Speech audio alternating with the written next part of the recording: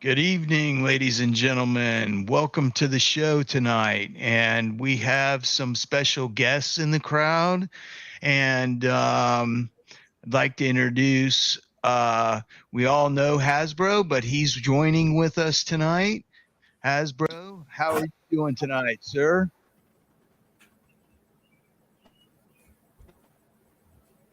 Something went crazy with the sound there for a second. Is he okay? Did he get sound back? Uh, Nope, I don't think so. Okay. Well, we'll just Maybe jump. he froze. Oh, he did? He may have had Maybe. an internet thing. CW, here's the CW. What's going on with you tonight, brother?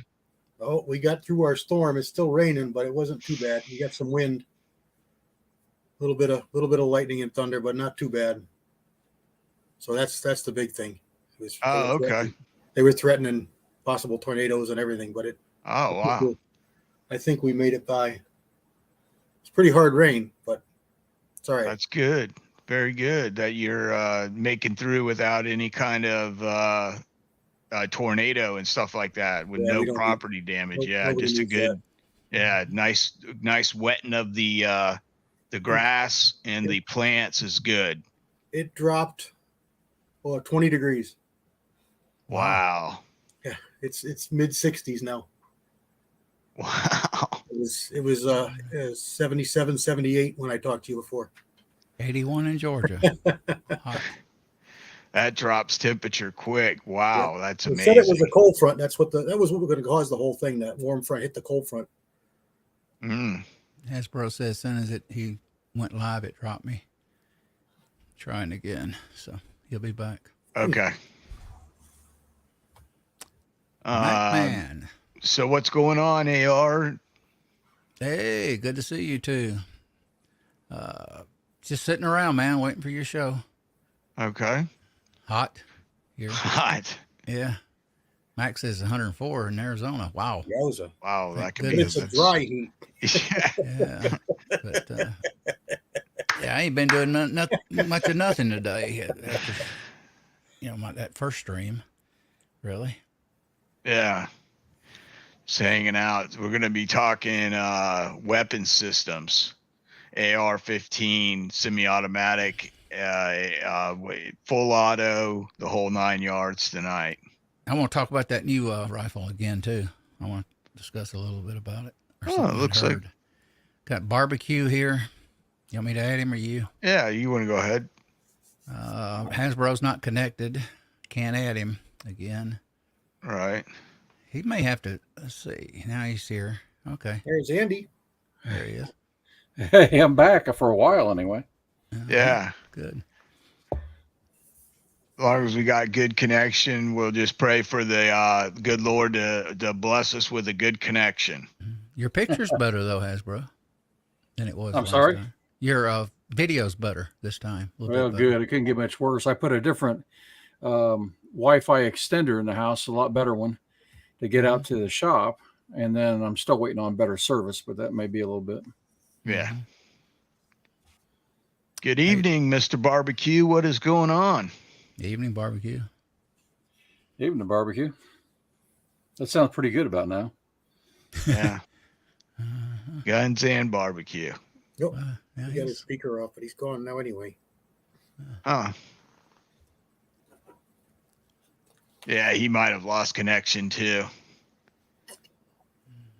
But so anyways, what was that? I'm going to work on a backup, a tether. So if it goes bad again, I'll just tether it. Okay. So anyways, yeah, we're talking about the Eugene Stoner rifle tonight. It's gone through quite a few changes over the last 60 years in its configuration for deployment purposes. And even in the commercial market, civilian market, if you will, it's gone through the multiple changes as well. And now I think it's probably most developed in the civilian populace as far as I got something aftermarket to do. goodies.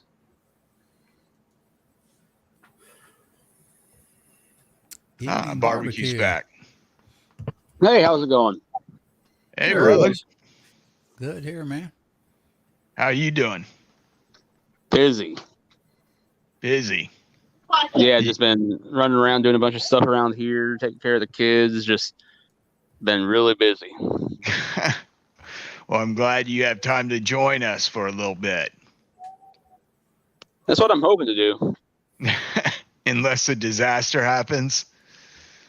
At this point, anything's possible. Let's say chickens decide to escape the coop or something, which happened last night. But right now we're in the middle of a pretty good thunderstorm. So if they do escape the coop, I might just let them run and say, well, you're done. Yeah. Don't need a blind man out in the thunderstorm chasing chickens. Yeah, especially when they like to hide under my giant smoker.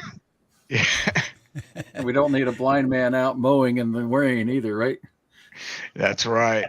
And he's got humor, Hasbro. Yes. The robe, the arm. I have to get a The road. tattoo. I'll become Kentucky Ballistics. I'll get my tattoo.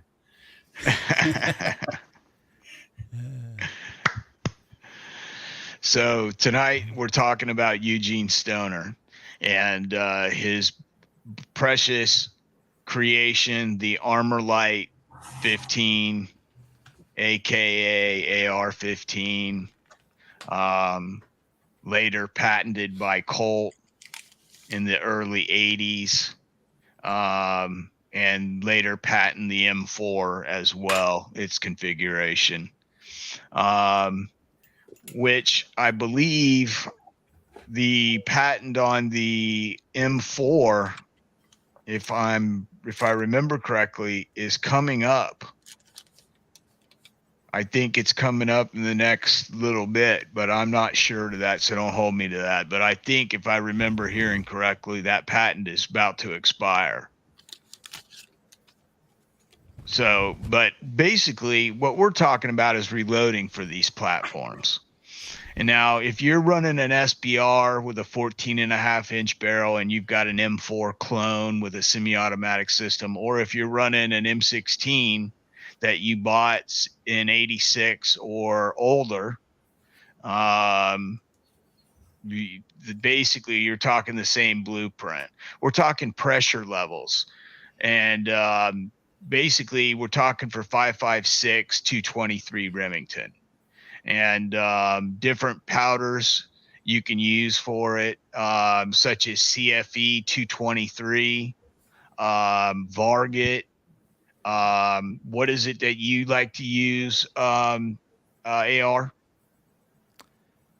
now I'm using H335 and I also got TAC, but I love Varget. Yeah. And, What do you guys use for your 223 right now? My one of my favorite loads is 322 and 748 are my two top powders. But AR Comp's been really good to me too. Oh, okay. As a newer powder. And Each 4895 works really well. There's a whole bunch of powders that work good with these. yeah. Yeah. Hasbro, do you mess around with 223? Oh, I shoot it a lot in precision rifle stuff and really shooting mainly 77 grain stuff, although I found some really good loads with the Bob's bulk bullets in Right. 55 grain, shooting TAC of all powders. But I shoot CFE 223, but primarily anymore Shooter's World Match or Shooter's World Precision or Accurate 2520. 2520 and Shooter's World Match are basically the same powder, grain for grain. And it's the Shooter's World Match, when you find it's cheaper, so it's a really good deal. Oh. And what does that usually go for? Well, for I was a pound. before the insanity. I was paying $21 a pound. Wow, and the that's last good time price. I found it, I paid $34, which still isn't bad. Yeah. So, but it's Yeah, a when real good powder. Now, is that a stick powder, a ball powder? Well, It's a, I think it's a really short stick. Oh, okay. 2520? It's almost a ball powder, but it's not quite round. So, 2520 we're talking about? yeah, isn't that right? I've got some That's over here. That's a ball powder. I burn tons of it. 6.5 Grendel loves it. Oh, really? Yeah, it's a flat ball, but it's a ball. And I shoot. Oh, it's a flat, almost like a. Oh yeah, flat ball. Yeah. Yeah, I shoot Varget in it too, but not as much in 223. Little Right. pancakes. So It is basically, precision. for now, what are you saying about the precision? Yeah, don't let me get. I won't get in trouble for showing powder, right? No. No, You can do. that. Yeah, you can show as much powder as you want. Gun parts Yeah, too. it's a fine stick. Yeah, that's that precision, right? Yeah. That's correct, and that's Close it's to Varget. almost. It's a real good substitute for Varget. It's not quite grain for grain, but its burn rate's similar and very, very good standard deviations and extreme spreads. So I've been shooting it quite a bit. I got a buddy that really has got some crazy good loads in 6mm bench rest using this. And what does that go for a pound? It's about the same as the match. It'll be when you find it, somewhere Okay. 32, 35 bucks. Okay. I've been able to find it at a local store, local, hour and 15 minutes away. But so occasionally I'll go up there and pick up a couple pounds. So I've got 5 or 6 pounds of it now. Wished I could get Okay. it. Now, as far as projectiles, I use a lot of 55 grain, and then for like precision stuff, I do like 73 grain. Lot of Hornady stuff, because I find the Hornady bullets inexpensive, number one, and they give you a quality product for what you get, what you buy. I haven't tried Bob's bullets, but I've heard some good things about that company and the bullets, and as far as, and also Everglades ammo. I think it's called Everglades ammo, but Yep, I've maybe heard some of Everglades. They got good stuff. Everglades. Yeah. does. A little on the high side sometimes, but yeah, good stuff. I've got these. I haven't shot them yet, but I found their Winchester 100 rounds of Winchester 55 grain. They were 15 bucks. I thought I probably have 20 different 223 bullets, and I thought it was just another one to try. Oh yeah. Now, are you loading on it for an AR, or are you loading both an AR and a bolt rifle? No, I don't have a bolt in 223 yet. I really Okay. want one. I just haven't taken the plunge yet. I've got 2 5.56 precision rifles. One is White Oak Armament. The other is Wilson Combat Barreled. And then the rest are other calibers. But like these, I don't know if you see these guys. Those are lightning bullets. And you can find them really inexpensive, and they're at least twice as accurate as my Lake City bulk bullets. But they're available. Who sells them, Hasbro? Lightning. I've got them here at a local store, but I've seen them online. I just don't remember online because I bought them local. But we bought 6,000 at a time and split them up. What did it cost you? 6,000. 6,000, I think, was $450 Oh wow. or $4.99. Wow, that's good price. Good old prices, yeah. So it was way less than $100. In fact, I think it was less than that because it was maybe $80, 1,000 is what we paid, if I remember right. Because then he broke them up, and we got 1,000 packages here. Mm-hmm.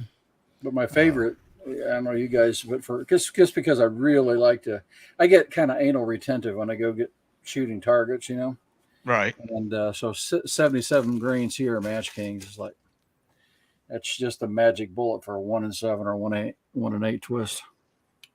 Now those ones you got for 80 for what, 1,000? They were 77 grain or 70. These are 55. Oh, okay. Yeah, all these are 55. Yeah, And they shoot like 2-inch groups, 3-inch. These are Yeah. probably between 2 and 3-inch groups. The Lake City ones are garbage. They were 4 and 5-inch groups of the same loads.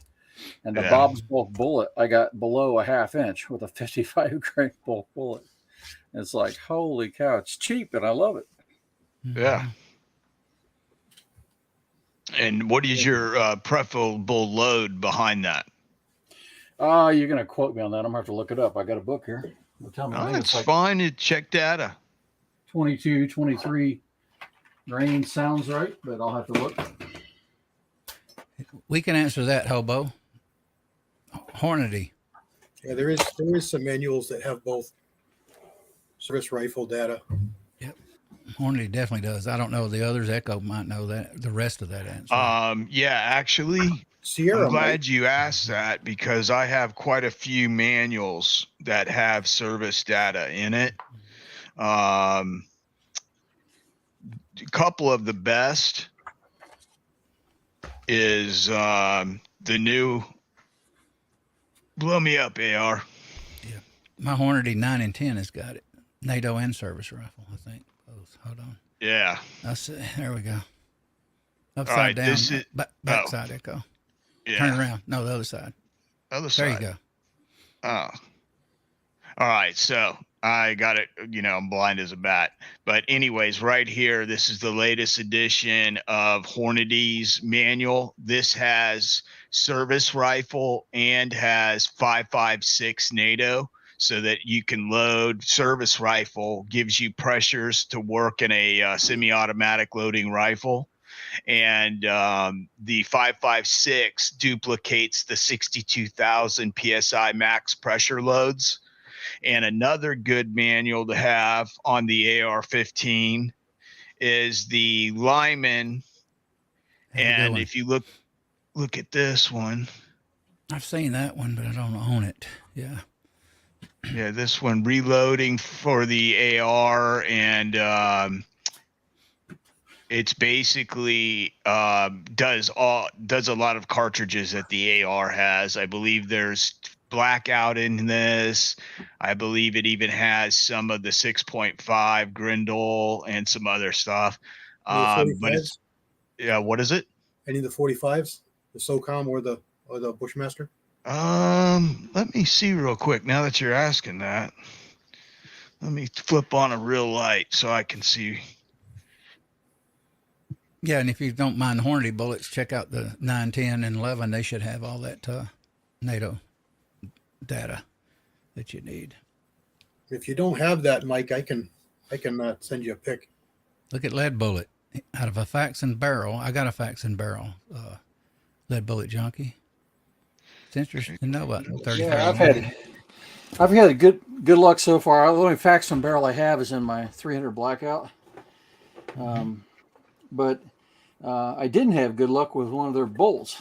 I bought it for the 6.5 Grindel, and it came not staked.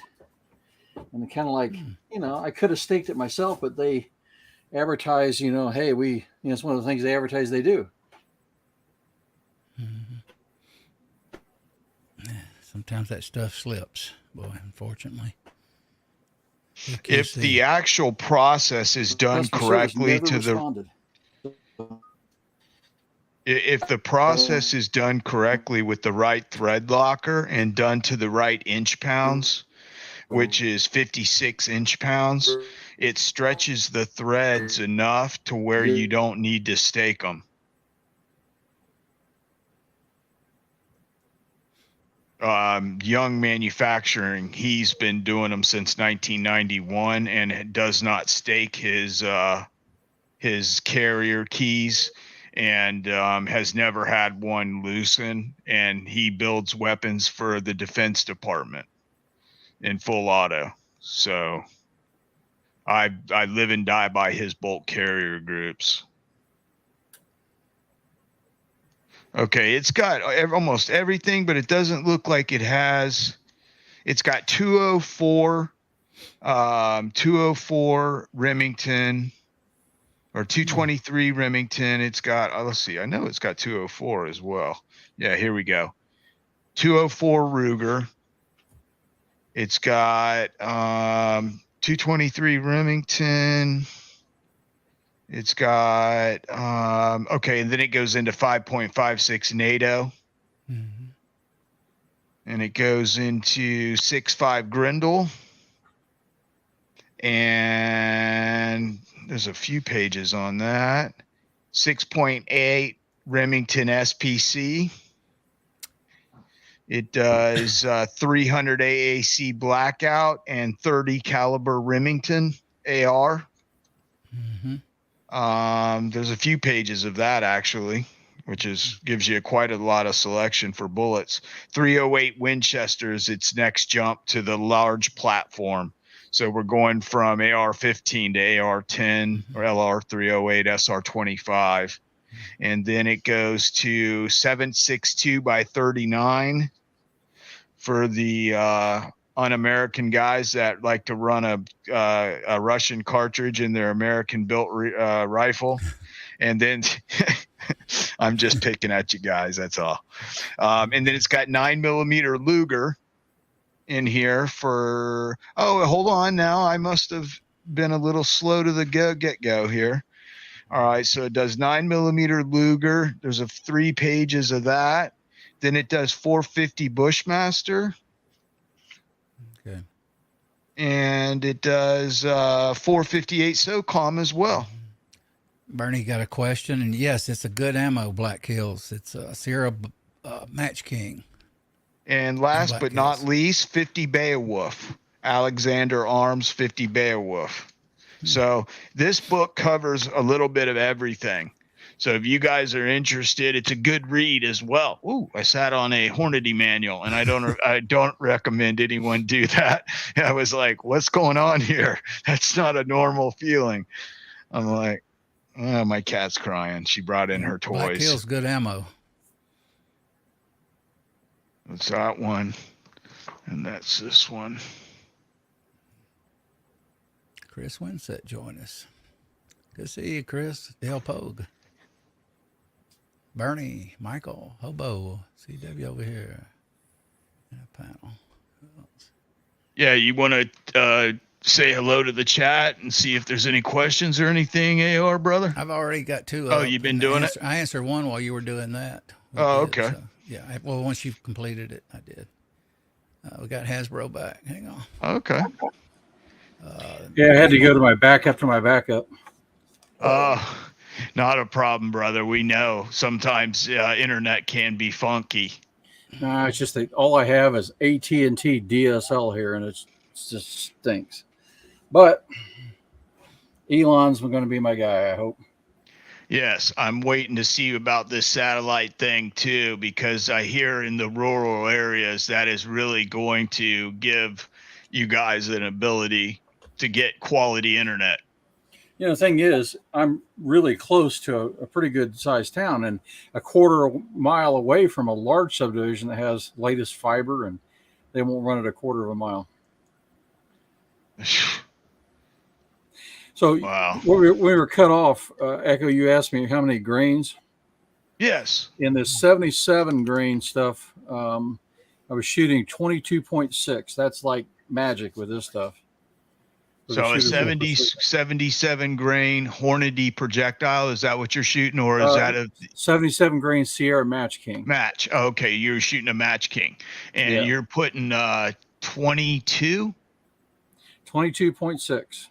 22.6 of what? Shooter's World Precision. Shooter's World Precision. Okay, so 22.6 on top of a 77 grain Sierra Match King. Yep. Is that just a regular Match King, or is that a tipped one? It's that's a good question. It's the, what is it, 77 something or other. I'll have to dig a box out, but it's the one with the canalure. It's got a canalure on it, so that makes it appropriate for 5.56 pressure levels. And yeah, it's just for some reason, and I can't tell you why, if they run it on different machines or what, it's just ever so slightly better than the one without it.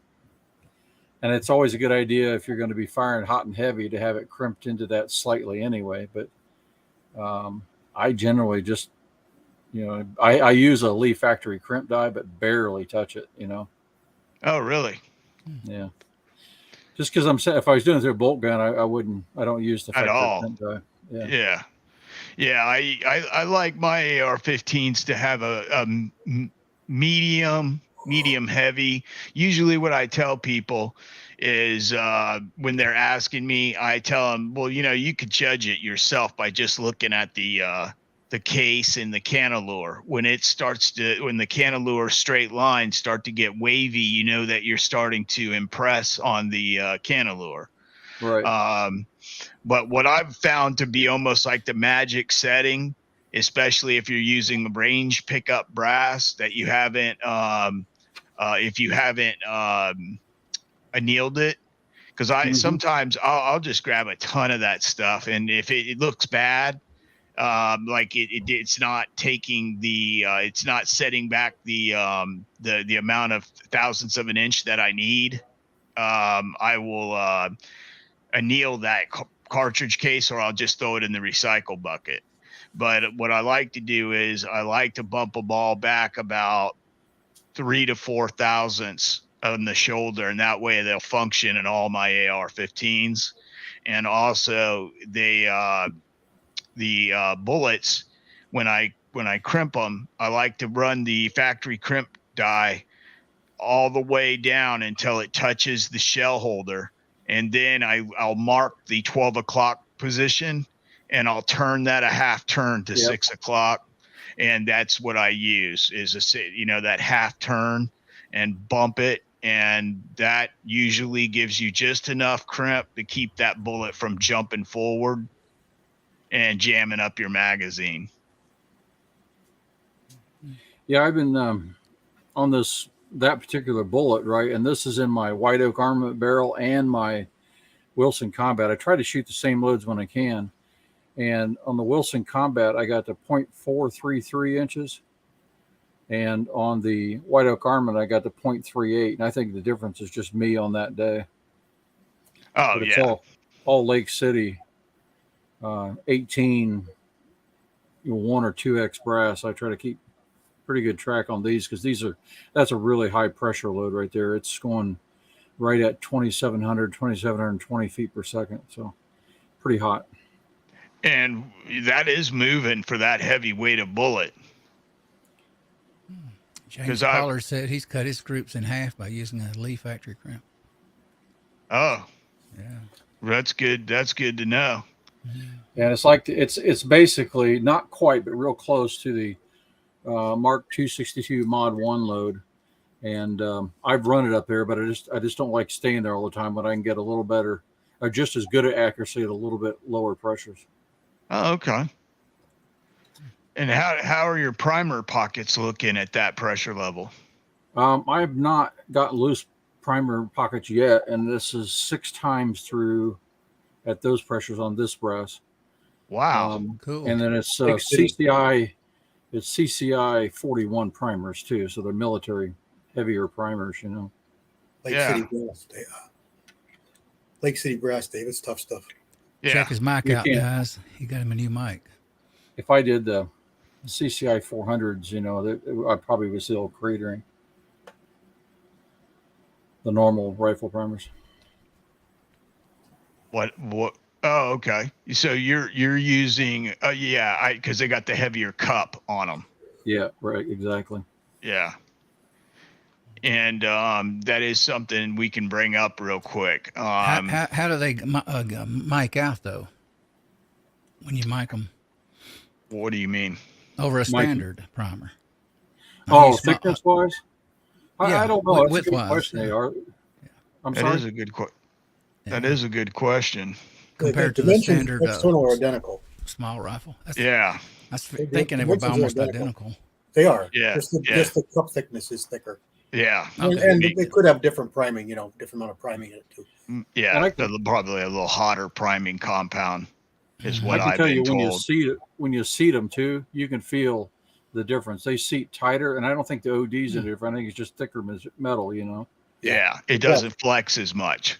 Yeah.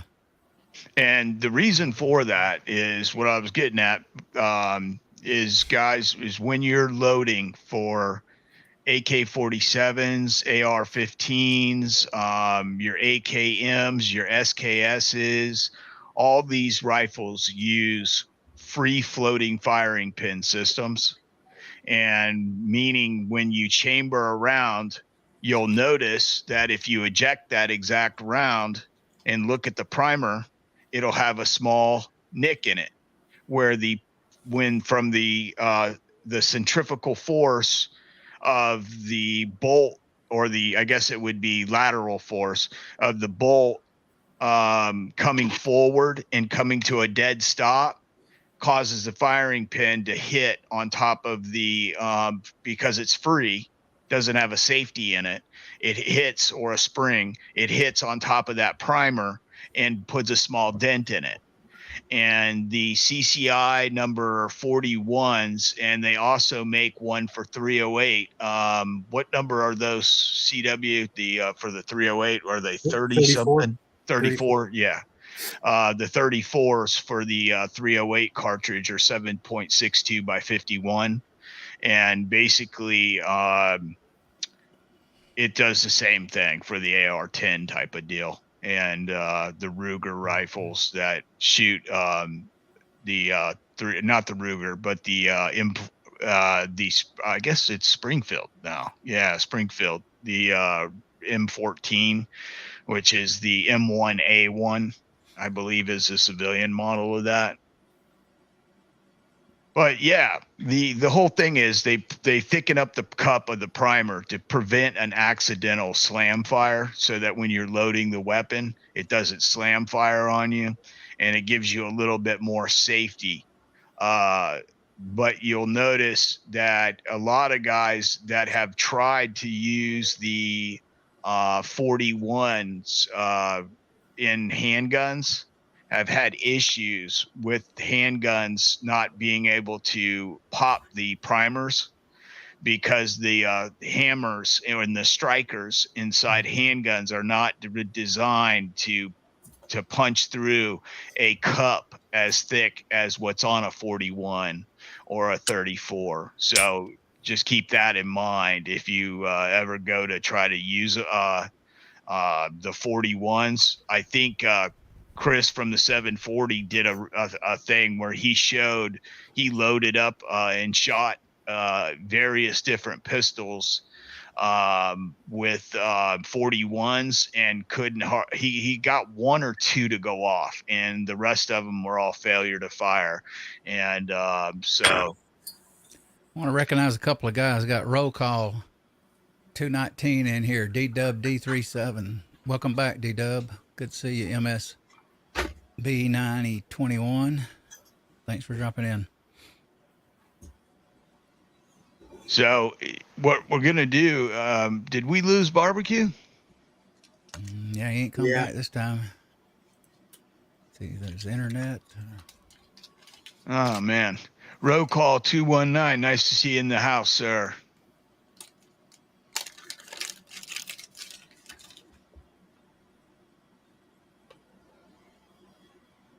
Yeah, the M4. Yeah. The M4 is a good platform. It was designed by Colt. And basically they took data from the mid 60s to late 60s of Vietnam Special Forces. They had designed a short barreled rifle, full auto, for I can't remember the exact model number, but they had a specific name for it, and it was a carbine that was super short. Oh, barbecue's back. Great. How's it going? Sorry, one of those apocalyptic matters Vince. Yeah, not a problem. Now, and this is funny that we should have barbecue on here tonight, because barbecue is actually going to give reloading a try. And he's going to be starting, and we're going to be helping him along a little bit. And he's going to be starting to reload as soon as he gets his reloading bench set up. That's awesome. Good for you, Bert. Awesome. Yeah, that's the plan. Mainly just it's something I've wanted to do for years. Just never quite get around to pulling the trigger on it. One, because presses and things like that aren't exactly cheap, and well, for the longest time, I just didn't have the time. I was driving truck and whatnot. And when you only got 40 hours at home on the weekend to spend with the family, the next thing you want to do is be spending hours of that sitting at a reloading bench, reclusing yourself from everybody. So, now that I got a lot more free time and whatnot, I've got a 300 Savage that I desperately need to reload for, only because 300 Savage ammo is on a 3-year cycle. And with the way the ammo shortage has been lately, I'm sure that's going to interrupt the cycle on that, and I probably won't be seeing it for quite some time, even longer. Yeah, loading 300 Savage. We'll get you set up. We just need to get a set of dies, a press, a way to get your powder measured, and I think I got an idea. I think I've got an idea plan. So, give me some time. We're working on a plan. Sounds like a plan. Sounds good. New York's got a question. Okay. I got my thoughts on it, but go ahead and give yours. What is the question, brother? Oh, that's right. Sorry, man. Question echoing panel, 16-inch AR in 1 in 9. What's the most accurate factory rounds available in your experience? And that's for a 1 in 9 now. And I'm guessing you want to run a 5.56 NATO through it as the most powerful bang for the buck. And, basically it's going to be your cheapest round to buy like 1,000 or 500 of. You can get into the NATO cartridges. He's wanting to know what the most accurate. For 1 in 9, you'd want match ammo probably if you was going to do anything on it. Oh yeah, if you want to do the most accurate, then yeah, your match ammunition with like your Sierra Match King bullets, or your Nosler or your Hornady, what they consider their ELD class bullets, and it'll say right on the box match, whatever it says competition match on there, you're getting their top of the line thing. Now, if you're talking buying bulk ammo, what's the best bang for a buck? I would recommend the M193, which is a 55 grain boat tail full metal jacket with a cantilure. And the M193 was issued to the United States Army and Marine Corps when they had 1 in 9 twist M16s with 20-inch barrels. So if you've got a 1 in 9 twist 16-inch barrel, you're going to want to stick with a 55 grain bullet. You can shoot a heavier bullet. You can shoot a 62, but I've always liked the performance more from the 55 grain because you get higher velocity, especially in a 16-inch barrel. And it's going to hit harder. Mm-hmm. Good question. Good. Yeah. Good. Very good question. And just to respond to New York Outcast, eat a salad. He likes salads, doesn't he? Yes. As do I, but man, that man tell you every show, eat a salad multiple times. I did that at lunch at work for 15 years. I got so sick of salads, I couldn't even I eat them now, but there for a few years, I didn't touch them. That's all I did every day. That's all I would eat with, a few crackers and a salad. I did when I was doing long distance running, and I'm so many years and so many pounds away from that. Mm-hmm. Yeah, I was thin too back in those days. Yeah, but the 16-inch AR platform is probably the most popular platform out there. So, with a 5 or 6 position stock, whichever model you have, whether it's got a commercial rifle receiver extension tube or it's got a mil spec receiver extension tube, which is AKA also known as a buffer tube. Funny enough, if you guys look at the AR-15 that's got a 20-inch barrel on it and a rifle length buffer tube or a receiver extension tube, it's got 20 inches basically for the 223 Remington cartridge or the 5.56 NATO. It burns all 100% of the powder within that 20 inches of barrel. So it's like the perfect length for that bullet. And in Vietnam, they found out that cartridge out of a 20-inch barrel was pushing 3,000 feet per second, 3,100, 3,200 feet per second, depending on the temperature outside. And that's a potentially very, very nasty 55 grain bullet going that fast. It'll punch through a 1/4 inch mild steel plate at 200 yards. And that's saying something out of a 22 caliber rifle. Yeah. I know 5.56 rounds will do real heavy numbers on AR 500 steel. I had one I bought. I think it was one of these Caldwell spinners, you know, and it says up to 44 Magnum or 5.56 rifle.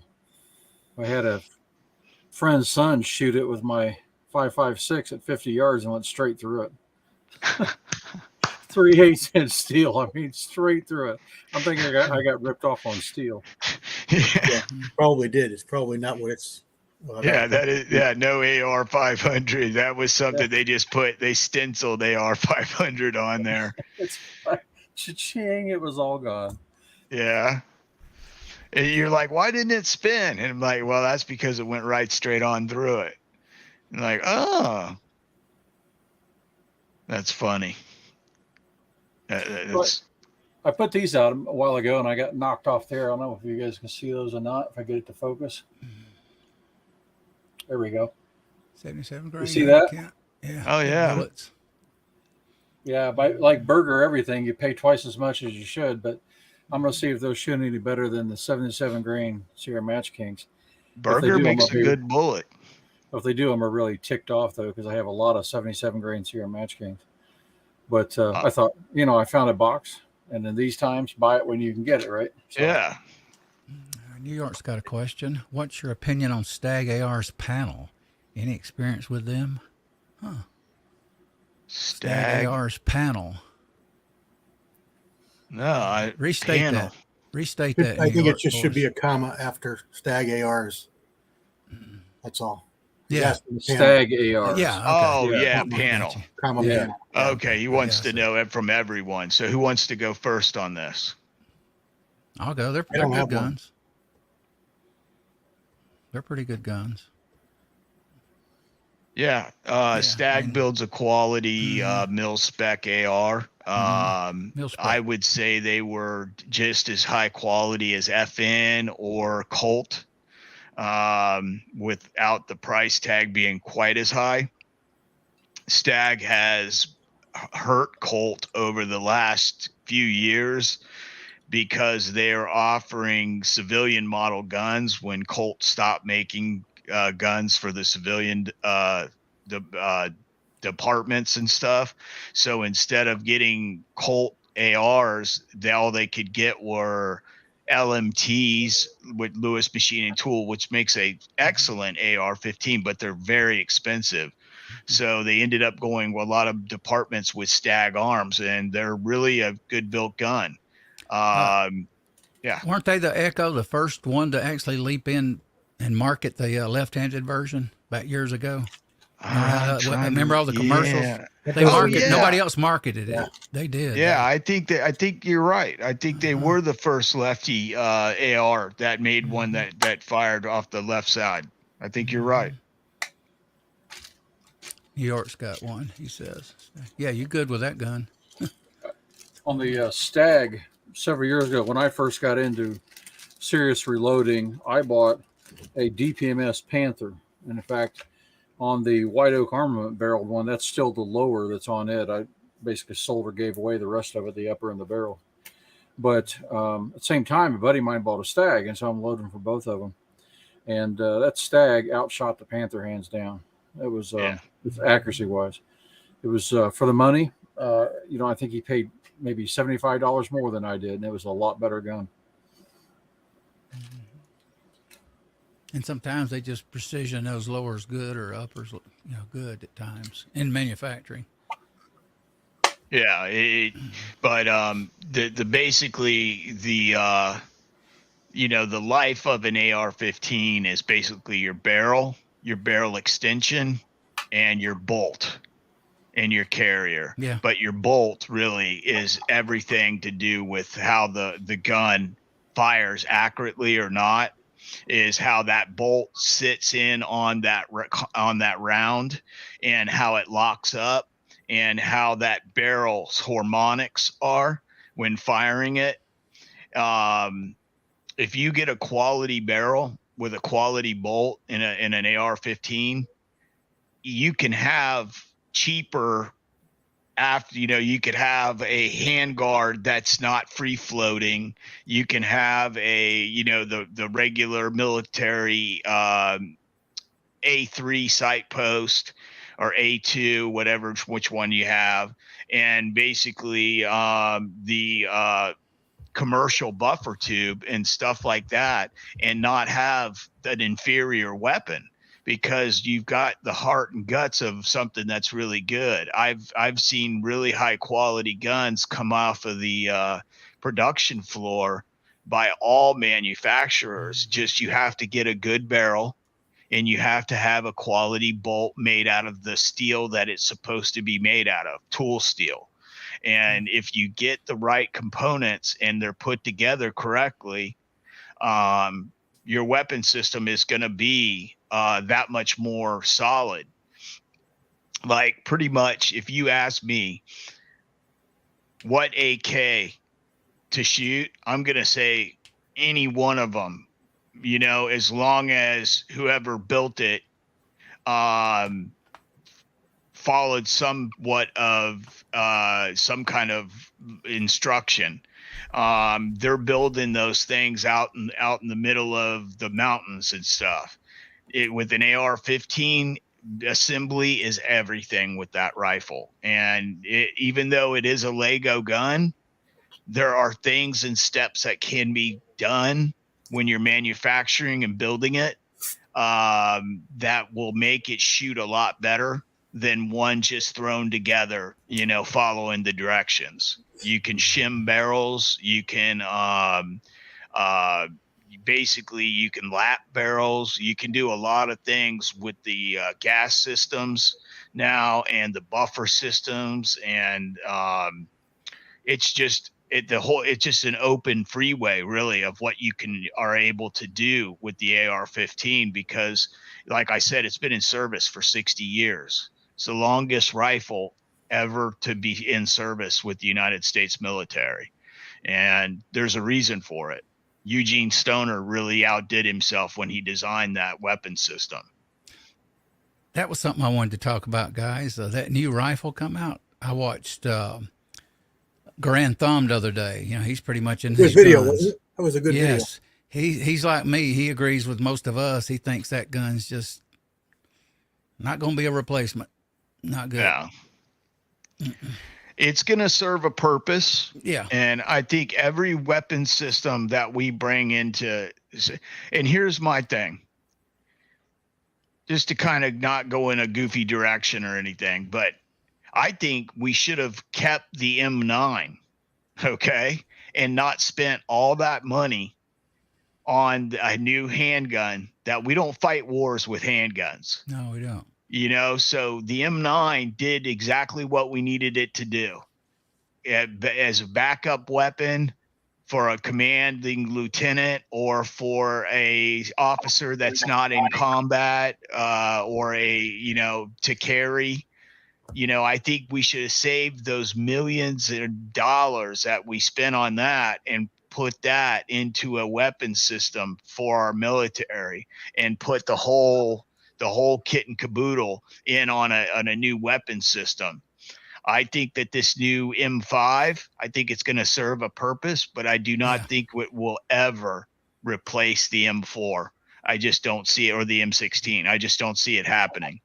Well, isn't the M5 supposed to be a DMR? Yes, they call it a DMR, but they said they want to mass arm everybody with it, though. Yep. The number for the order of rifles is in the millions. Yeah. That's a really good video he did. If anybody hasn't seen it, the Grand Thumb. Yes. Check it out, guys. He just posted that a couple of days ago. It's he does a pretty good job anyway, but that's a really good video. If you don't know anything about that gun or cartridge, he goes over quite a bit. I don't know. I'm not sure I can agree with you, Echo, on the M9. I mean, obviously M9 was doing fine, but using that same logic, you could say that the 1911 was doing fine. They should never gone away from that. At the end of the day, I mean, the military evolves and people and personnel change. People's hand sizes are different, things like that. Cost of M9 is going to be expensive because of aluminum frame, as opposed to a polymer with the True. what the heck do they call them, M17 or some crap. Yeah. Big. Having that modularity where you can just switch out a shell and have it be more accommodating to people's hand sizes, so they can handle the firearm better. While I agree, like you said, we're not fighting wars with sidearms. If you're pulling out your sidearm, you're in some deep shit at that point. Barbecue, you lost me right when you stopped at 1911. You should have said that's the gun we should have stayed with. Oh, 100%. Like, Yeah. I don't have a collection of 1911s for nothing.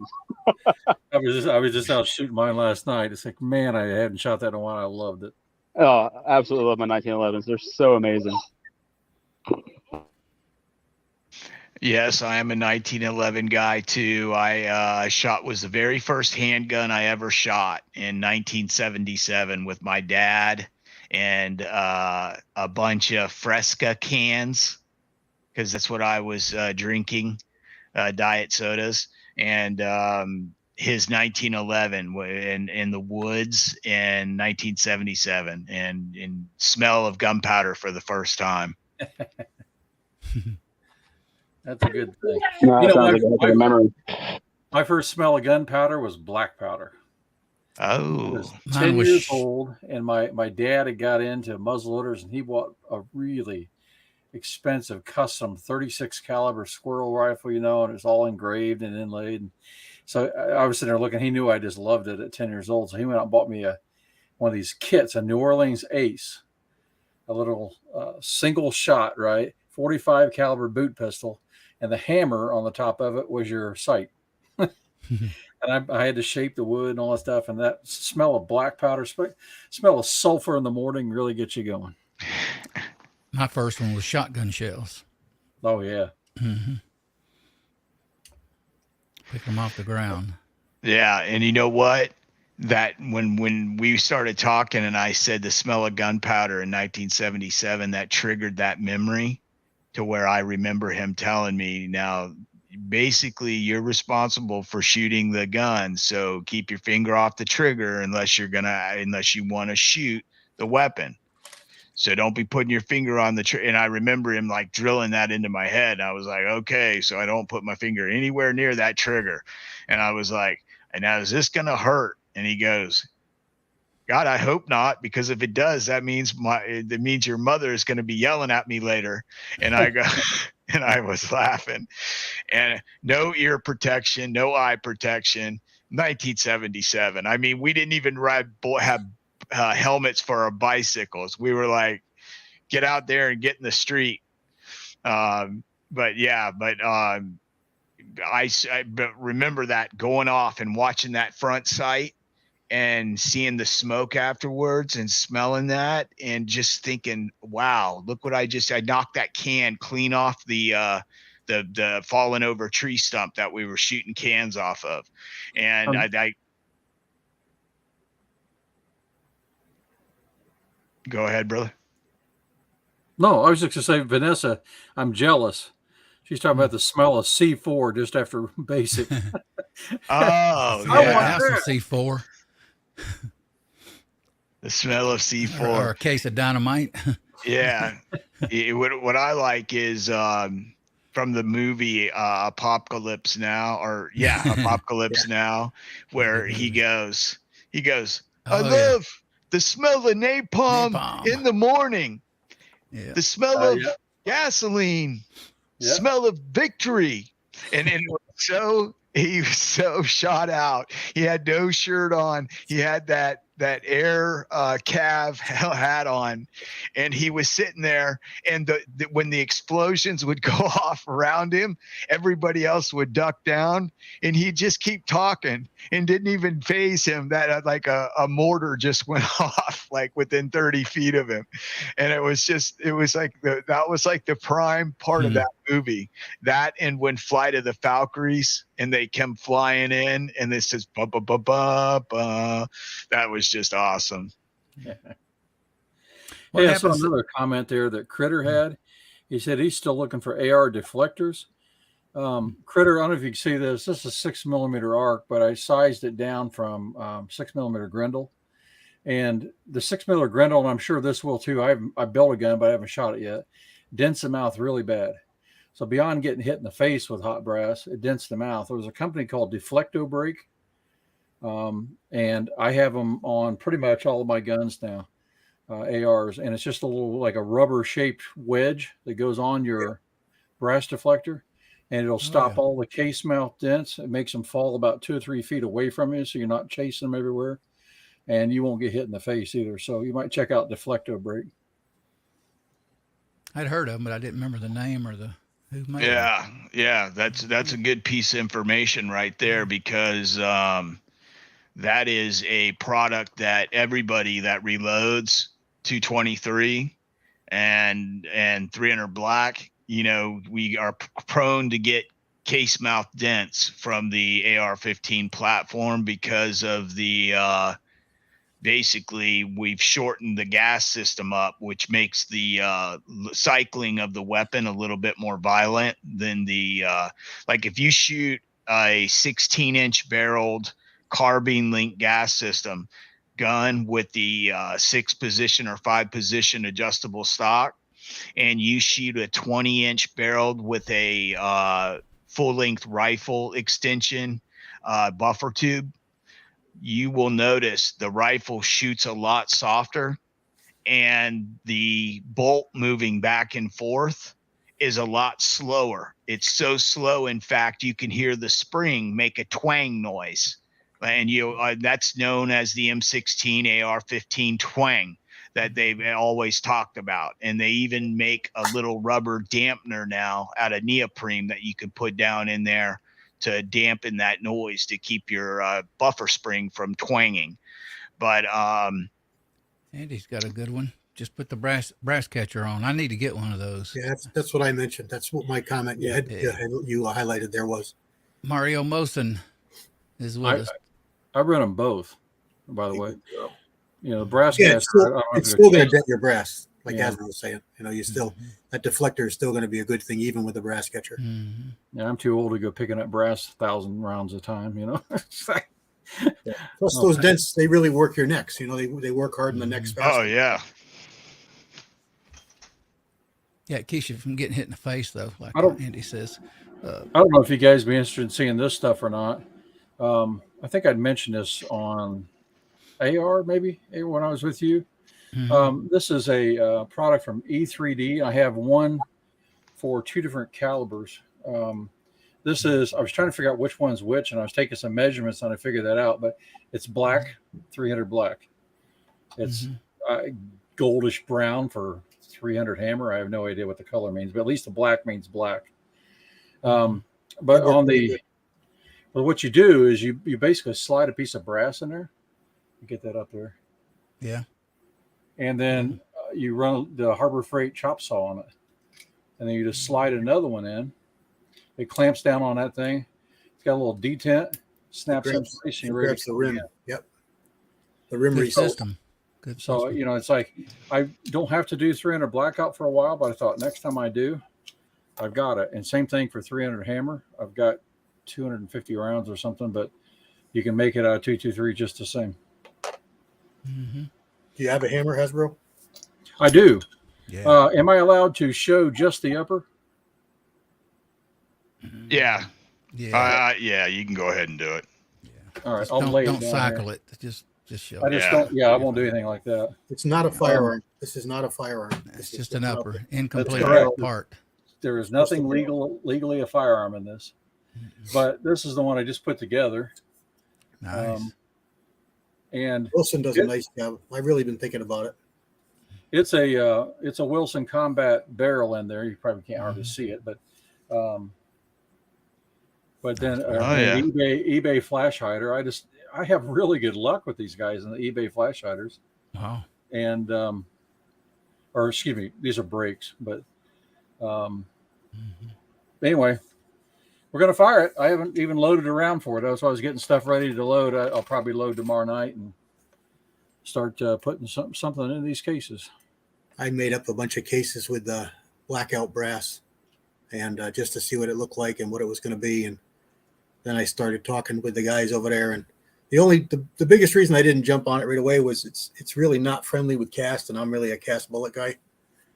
But it's not the end all. Everything I have doesn't have to use only cast. But Yeah, that's a good impressive. point. I was about to take that plunge, and maybe you can share some knowledge there. I have several bullets that'll be the right weights ranges for it, and I was going to cast, powder coat, and gas check them and give it a whirl. Yeah, it's just not friendly. You're not gonna like it. The chambers are cut really tight. Everything is really, really tight. And if you know anything about cast bullets, they're all oversized. So in a 30 caliber, it's set up for a 308 bullet. You're going to be running 310s. They're just not going to fit and cycle very well. All right. So that came right from Wilson. That's Oh, great. you Dale. mean in the 300 hammer? Yeah. Oh, I thought you meant 300 blackout. No, I'm not No, going to. blackout, you're good.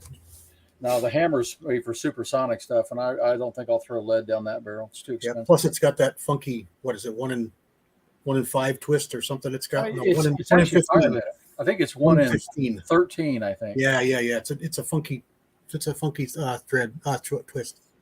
Yeah, and Dale's you been- shoot like, was it 130 something is his preferred? 130 spear is what it's built around. Yeah, that's a dynamite Yeah. little bullet too. So Good we'll deal, see. Dale. I'll have some fun with it anyway. I just want to try something different. Most things for me revolve around hunting, so it's a good it's an improvement over the blackout as a hunting round.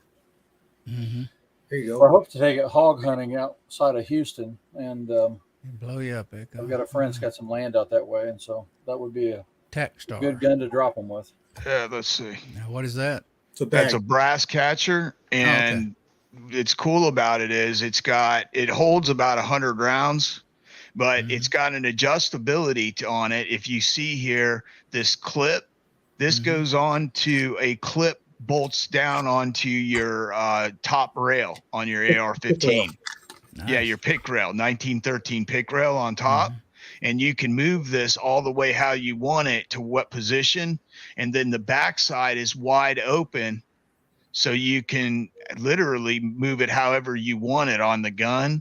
And it will do 458 SOCOM, 50 Beowulf, or 308 from the big rifles.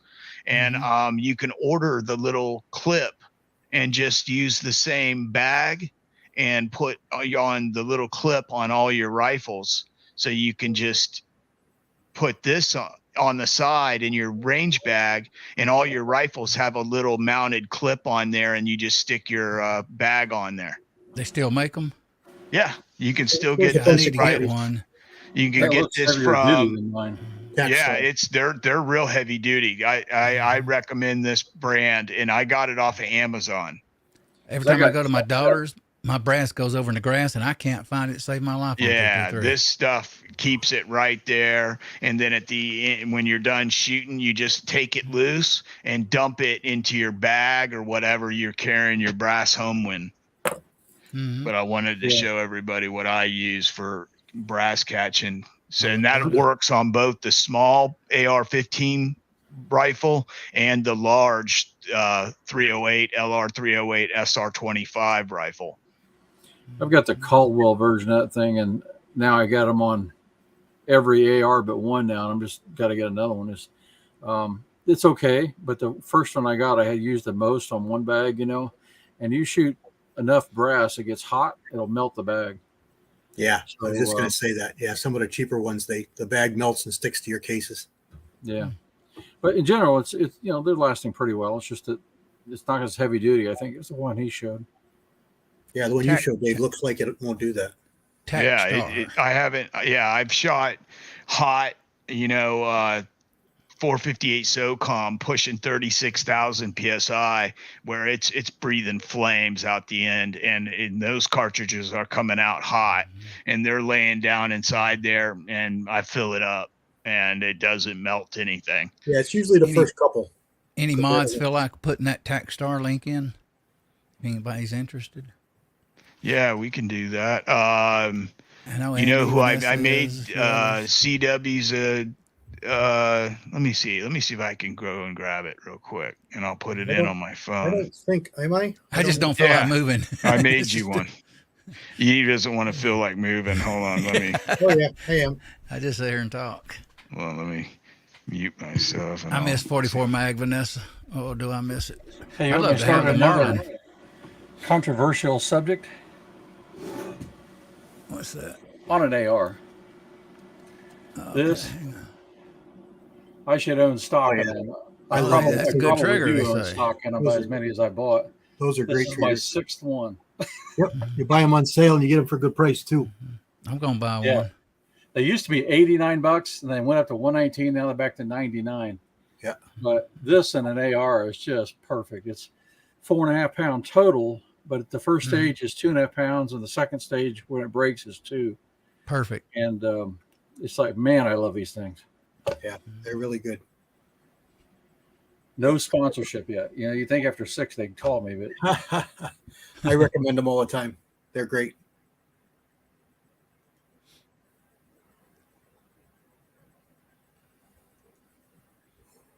I've never been turkey hunting. I love deer hunting. I'd like to hog hunt. I'd like to night hog hunt, but turkey I never really. I love shotguns now, big time. But I've never been turkey hunting. Let's say turkey hunting was my favorite hunting to do. That was, oh man, such a fun time. Wow. I don't know. I just always found it to be such a better challenge. With turkey, you're going out there and,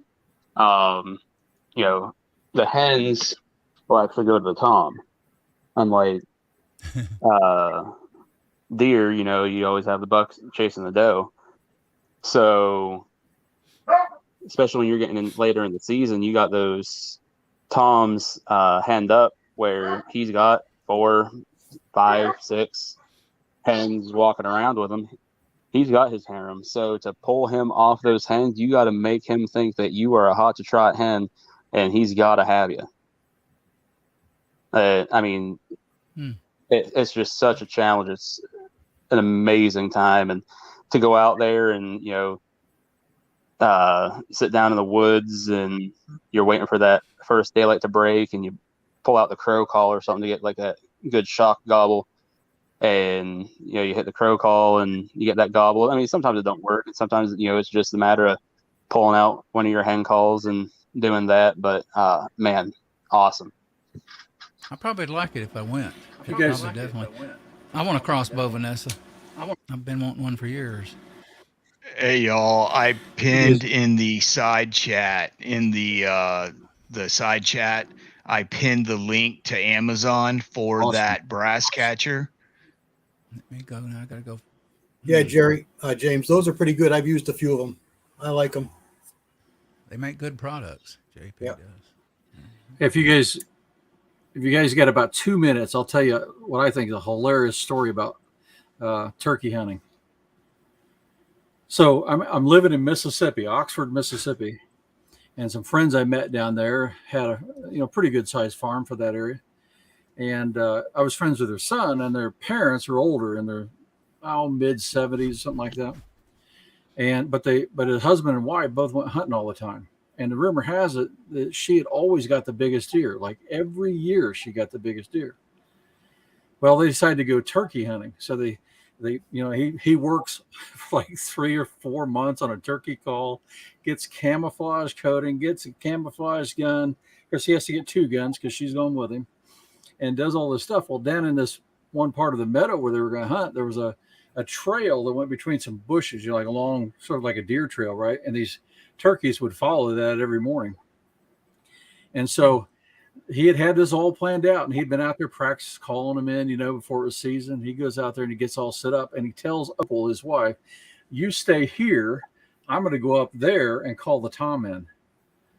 Well, you didn't tell this woman, "You stay here." That was not going to fly with her. So she lets him go up there and do all the work, and she stuck around and shot the tom right out in front of him. They were quite something. Oh, that's great. Honestly, I mean, heck, just the calling them in is, I think, the more fun part about turkey hunting. If somebody else can get it, I just like to do the calling. It's just something else. You're getting out there. I mean, you're having to learn their language and what's going to make them react. And I mean, then when you get them into at least visual distance, now you got to close the deal and get them to come in, where they're at that 15, 20 yards. I mean, granted, you can reach out and still try and touch them at even 50 yards, but, closer the better. And more exhilarating it gets at that point too. Yeah, it's friggin' awesome. Night, Andy. This new push with TSS shot and 410s is really exhilarated turkey hunting as well, because you can reach out a little bit, but it's still a 410. So, 40 yards is about it. So you're talking inside, 20, 30 yards for an optimal, and it's incredible stuff. And to do it with a 410 is just pretty neat. Not all states allow it, but. See, Vanessa's talking about being able to hunt coyotes all year round. Do you do that with C4?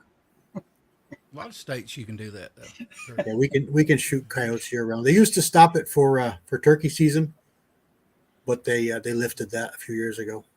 Oh, Georgia Trapping got varget today, he told me in a comment. Oh. Mm-hmm. Guys, keep on the lookout. Varget is in. I've heard a couple of people getting it, so you guys keep an eye out in your different Powder Valleys and Brownells, Midway, all your little shops that you guys get reloading supplies from. Watch out, and check even Hodgdon, because sometimes if you check there, you'll find it and they'll have it, and it's only like $30 a carton, and you can order, I think, 2 or 3. Mm-hmm. I found 7 pounds Sunday, but I wouldn't pay $50 a pound for it. Yeah. I refused. Come close this morning to calling them and getting a pound or 2, but I told you need to. Yeah, I'm gonna wait. Get it while you can get it. If Hodgdon gets it in, it's what, $330 or two? Was it? Yeah, $330 or $280. I can't remember now. $280, I think. Yeah, I mean, man, that's. But that's right from the factory. I mean, the middle guy's got to make something on it, and that's what you're paying right there is for the middle guy, the little shop. No, it was Powder Valley. Powder Valley had it for $280. It's funny. You used to buy stuff from the factory and pay full retail and balk about it. Mm-hmm. And today you buy it from the factory because you're saving money paying full retail. I think it's $330 on Hodgdon last time I looked, but that's been a while, so I don't know what it is now. But, Reloader 762's joined us. Good to see you, Reloader. Oh, hey, brother. Hobo's with us. Appreciate you dropping by, guys. Tactical Fud. He just got 2 pounds of varget there. See, it's coming in stock, guys. It's making its debut around. Somebody around here gets it. It's been a while. I grabbed a 4-pounder when I was in Pennsylvania a while back. I was probably almost 2 years ago. That's long gone. Yeah. Well, I wouldn't put up with that sitting on my car, a turkey. I'd be out there shooting that turkey. Hey, my buddy, listen to this. My buddy has he's got like 20 acres in Tennessee, and he's got turkeys that come up in his yard, like a dozen of them. They come up in his yard, and he has deers come up in his yard as well. And he's on like all this acreage, and he sends me pictures, and it's like deer, like you could like literally catch. I could just go and like abduct one. And I'm like, look at all those turkeys. I was like, my goodness, dude, I would have you all of a sudden there wouldn't be nothing left. And there'd my freezer, you'd open it and be like, because you should be full. Welcome to the stream, M. Gabriel. He's in the side chat. Good to see you. So what is your personal favorite 223 load? I know he was saying it was at 77 grain Sierra Match King, and then now you're going to try Burger. Who you asking? Me? No, yeah, I'm asking you. Hasbro. Yeah. Hasbro was Okay. that's Yeah, your Lake- favorite bullet.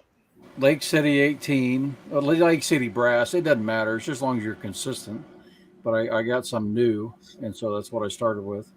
CCI 41s, Accurate 2520 or Shooter's World Match. Those are the same. Shooter's Precision is different. It takes a little less powder to get the same pressure. Okay. And the 77 grain Sierra Match Kings. It's just beautiful. Now, for a budget load, I tell you, you can't beat TAC powder and that Bob's Bulk bullets. I mean, crazy good for a super cheap bullet. I got So 8 those are pounds. my favorites. I got 8 pounds of that Hasbro. Tack. Of TAC? Yeah. Yeah, that's the way I did. Right when all this craziness hit, that was the one powder on the shelf, and I could shoot 223 or 308, so I grabbed it. Mm-hmm. I've only shot a few of those 55 grains. It was great. Do you have experience in 308 with it? No, I don't, but I hear it's Anything else? accurate in it. It's what I've heard. I think Jamie, Georgia Shooting Connection, he's mentioned it before. It was surprisingly accurate one time. I've got to try it in that to see how it does. Oh, if it's accurate in 223, I guarantee it'll probably be accurate in I 308. think It is. Kyle's got a big fancy load with Varget in his 308. Yeah. Yeah, Jamie said one time in a stream he shot it and it was eerie accurate. Attack was in 308. Yeah, was 308. Yeah, my magic load for 308 is sitting on top of a 165 interlock or a 168 grain Sierra Match King tipped with 43.6 grains of Varget. And I have had that shoot accurate in 3 different 308s, including my own. And I'm talking like half MOA. You could cover everything with a quarter or probably a nickel. Mm-hmm. And it's incredible accurate. And I owe that load, and I'll tell you straight up, from Eagle Eye Kinney, Eagle Eye Shooting. He gave me that that recipe that he found to work in like a few of his 308s. And I tried it, and I was just amazed. And I hate that guy. You know why I hate that guy? He got me addicted to 6mm arc now. It's just another caliber, another expense. So, hey, how far have you gone into the arc realm? Not far enough yet. I'm just getting going with it. But it's like I started thinking, man, that thing's really cool. I already had 6.5 Grendels. Like, why did I buy this stuff for 6mm? That's why I don't have one. I've got the Grendels, and I've got a bigger 6mm. My 6mm rim I just built. He I just just kept realized telling me No desire, great but it is. it's attractive. The Grendel for me. That's what I want. Don't be telling me, Echo, that 338 Lapua is the best thing ever, because I'll probably end up buying one. Don't say it. Bruise your shoulder. Yeah. Yeah, no. I shot one. A buddy of mine has the Savage with the muzzle brake that comes with it. Yeah. It didn't hurt as much as my 308 with that big muzzle brake on it. It was really surprising. Some of those work crazy good. But you know what? Especially For those the price big of that bores. ammo, Oh yeah. You got a hand load.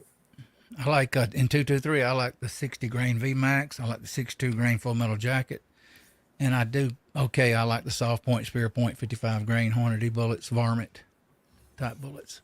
I shoot the 62s too. And when I first bought my first pound of the AR comp, right on the bottle, there's a recipe. And I tried that, and it shot unbelievable good. Yeah, I was really shocked, and I didn't, no load work up, no nothing. It was beautiful, and I didn't even change it. I kept it for my competition. a lot of people don't. I'm sure I could refine it and get a little better, but it hovers right at an inch, which is all I need for that gun to do. I'm shooting steel, 10, 12 inch plates at 200 yards, or 6-inch plates up closer, 50 yards. So it's plenty accurate for what I do with it. People don't realize that grain in Full Metal Jacket, that's way better than that 55 grain if you really want to get accuracy. For what? 62 grain Full Metal Jacket in an AR is better like than it a lot 55. Typically, My especially old 1 in 7 twist. Excuse me. or 1 in 12, 1 in 14. I used to love 53 grain, 52 or 53 grain, the match bullets with 322. It shoots it's just lights out. I touch in holes all the time. But as soon as you got to these faster twist barrels, I went to 60 grain VMAX. Not VMAX. VMAX. That the varmint, Hornady varmint bullet. Those shoot pretty good with 322, but 748 is my go-to there. 748 pushes the VMAX. Is that what you're saying? Yeah, The it shoots 62. really good for me. Yeah, And how many grains is that? 62? I don't remember off the top of my head. Okay.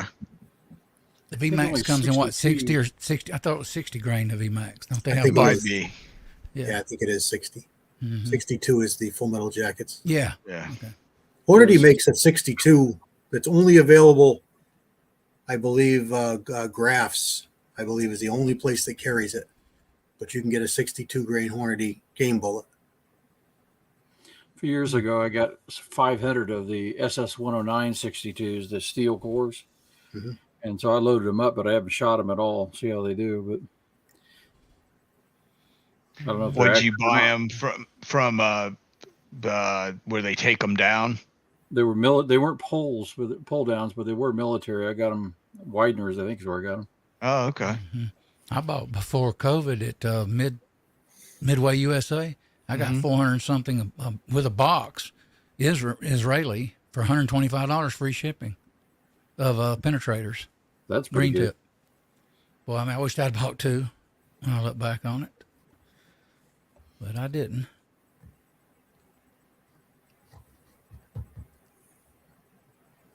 Yeah, I want to get some VMAX. 60 Yeah, I grain want to VMAX. try I some do. VMAX and some AMAX. Are the Elster VMAX has good luck with flat-based? them. 60 grain VMAX. They shoot good. Yeah, it's a good bullet. Yeah. Coyotes don't like it at all, I'll tell you that. Tears them up, huh? Oh, yeah, I've shot quite a few of them with it. It works really good. I like to shoot Is a the coyote. VMAX flat based? I think so. I believe it is. Yeah. I'm one of those guys that when I find a load, I load up like every piece of brass I got. So I haven't loaded it in forever. Mm-hmm. I used to be that guy. Now I'm too lazy. What all do you load with, Hasbro? What equipment? When I load in bulk, I'll load on my 550B, Dillon 550B. Okay. When I load for precision, I do it all on my Mech Marksman. Okay. All It's a right. nice plus. Dave's got one of them. Yeah, I like the Mech Marksman. It's a good piece of equipment.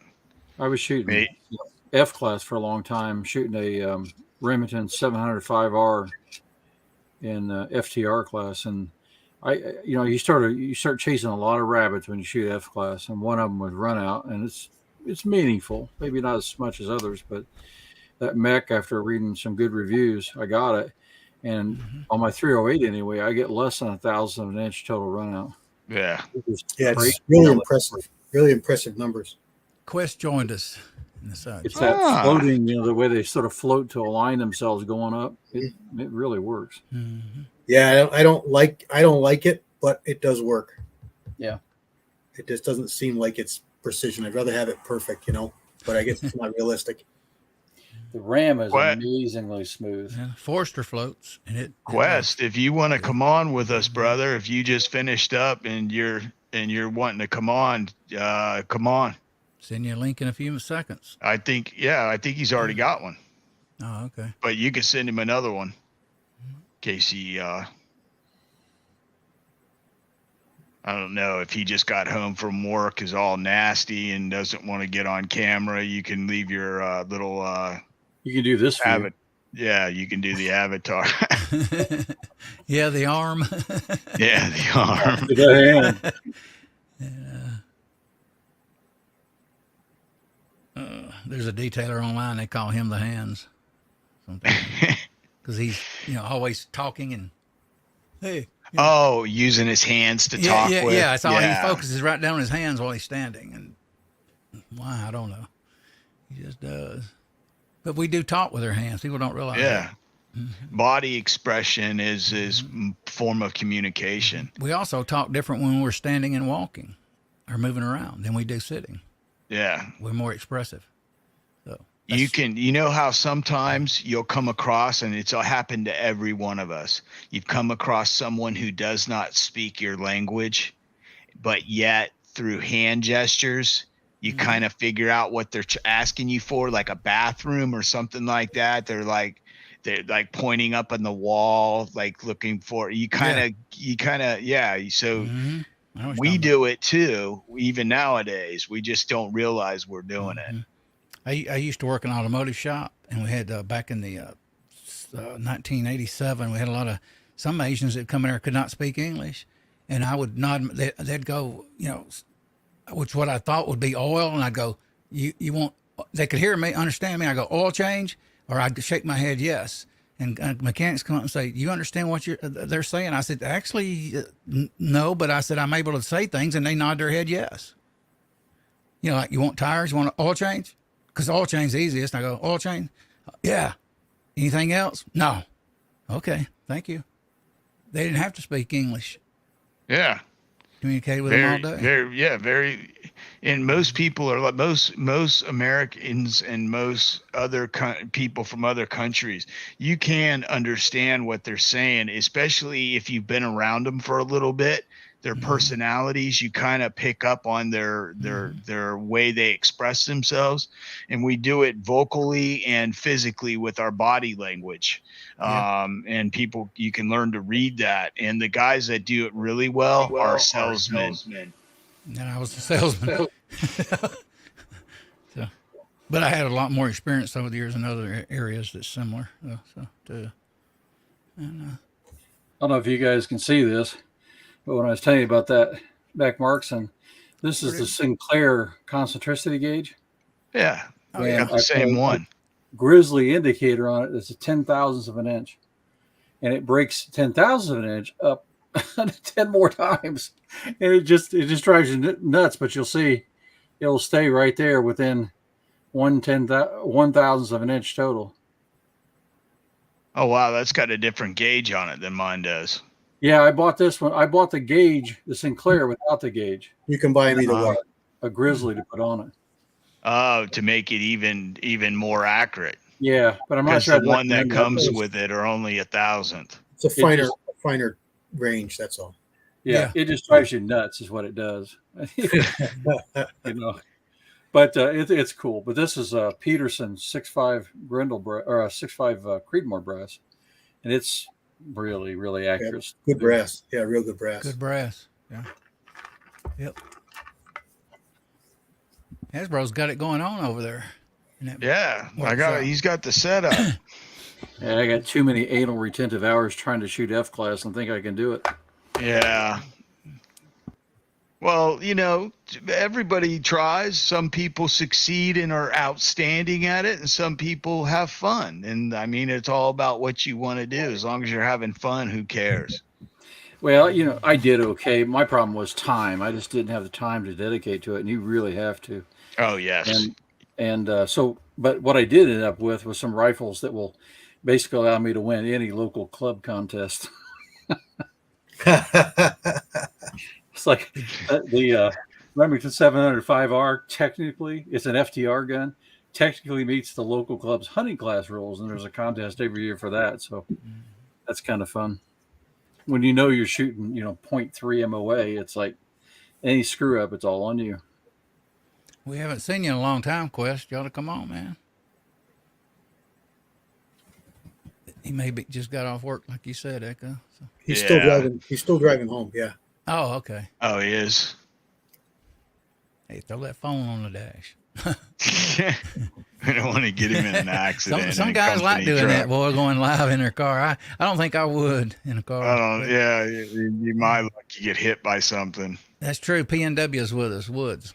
Oh, Good to see Mr. you. Woods. 60% of communication is nonverbal. Yeah, that's about right. Yeah, probably. that is very true, Mr. Woods. And that's how I was able to figure out what people needed.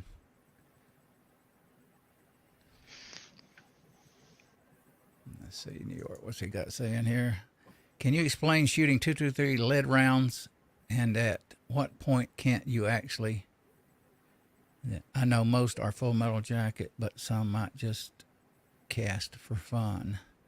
CW can discuss that with you. I don't really understand what he's asking.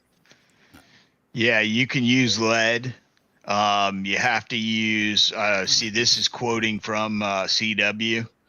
Or not CW, Andy, and most people that have shot lead out of a 223. I've used a very slow rifling with a harder bullet, and Andy's got it down to a 24 BHN, I think is Brunel hardness. That he was. I think. That's not down though. That's hard. That's hard stuff. I think 22. 22 was you could that? be right though. Too, Yeah, it was either 22 or 24 BHN, Basically line attack. and he wasn't pushing them real hard either. Yeah, he says they shoot good. He also sizes it at 225. yes, 225. So he. Yeah, you got to go bigger with lead. Mm-hmm. I got 1 2 2 3 that's a 1 in 14. Wow. 1 in 14, and it shoots cast pretty well. I've got a couple of 222s that are 1 in 12, and they shoot it really well. Everything I got that's 1 in 7 or 1 in 8 doesn't shoot cast nearly as well. Mm-mm. Regardless, That's why of everybody speed. complains about them. Apparently. Yeah. So it's definitely twists. You got to realize there's a lot of stress on a bullet when you start spinning it at those RPMs, and I guarantee you do not realize the RPMs you're spitting out with a 1 in 7 twist barrel. I've read up on that. Boy, it's unbelievable. Crazy high, and lead just is lead. It's not. It doesn't have the structural integrity of copper. Starts coming apart. Well, it flexes. It moves. It's Yeah. not copper. It's like trying to throw a water balloon. Well, and James says another he force does. and friction, it melts too, and you Yeah. can literally line the inside of your barrel with it. James Yeah. Pollard says he's hard cast 223 and at 24 feet per second limit is what he does. Yeah. At hard cast. I What do you size them to, I don't even James? do it that. I don't even do it that hard, that fast. Yeah. If I What got kind of dies do you guys use? if I got to push a lead bullet more than 18, I'll go to jacketed. 18 Yeah. to 19. I love Reading. 18,000. I'll use a jacketed bullet. What are our favorite dies? Yeah, for this. Go around the panel. We hadn't talked about that yet. If I had to pick one, I'd say off the top of my head, it'd be Reading or Forrester Mhm. is my top die. Wilson is top notch as well. I like the same, and I'd like to get a L.E. Wilson I like that. sizing That die, actually. I'd like to have one, stainless steel. I use Forrester and Reading, and I got one set of Lees for 9mm. Yeah, so I've that's got a Forrester match cedar die. this is my What it 308 dive. It's a Forster Ultra cedar, and then I got the matching, sizing thing. So for 308, that's sort of where I went to off the deep end, right? I was going that Put way. it back on the screen, can you, Hasbro? Okay. I got you Yeah, blown sure. up now. Let's look at it. That's the seating. You probably die got the for it. same. Yeah, you got the same one I do. That's a nice die. I Yep. like Yeah, that. it's really, Good. really accurate. But that's my 308. Well, I sort of got hooked on these, and believe it or not, these are those. What are they? Hornady. What's their Hornady. series? Yeah, Hornady. I forget what they call them. They're similarly made, Match. but not nearly as The precision. match series.